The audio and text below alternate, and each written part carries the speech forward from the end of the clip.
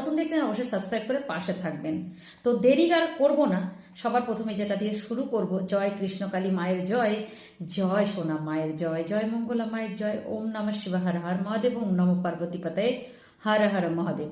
অবশ্যই আরেকজনের নাম নিতে ইচ্ছা করছে, কৃষ্ণের। যেহেতু কৃষ্ণ কালী একই সাথেই রয়েছে, তাই কৃষ্ণের নাম দিয়েই তো সবটাই শুরু হয়। শ্রীকৃষ্ণ শ্রী মাধবের নাম নেব না, সেটা তো হতে পারে না। প্রতিনিয়ত এটা ভুলে যায়, এটা ভুললে আমাদের চলবে না। কেননা কৃষ্ণ আর কালী এই দুটোই সমন্বিতভাবে কৃষ্ণ কালী মা, তাই কৃষ্ণের এই স্তব্ধটা অবশ্যই একবার বলা উচিত। ওম কৃষ্ণায় বাসুদেবায় হরায়ে পরমাত্মনে প্রাণাত ক্লেশনাশায় গোবিন্দায় নমো নমঃ। আচ্ছা, সবাইকে বলছি, দয়া করে ভিডিওটা যারা দেখবেন পারলে একটু শেয়ার করে দেবেন। আশা করি আপনাদের সবারই মনের মতোই ভিডিওটা হবে। এই কারণেই বলছি, কারণ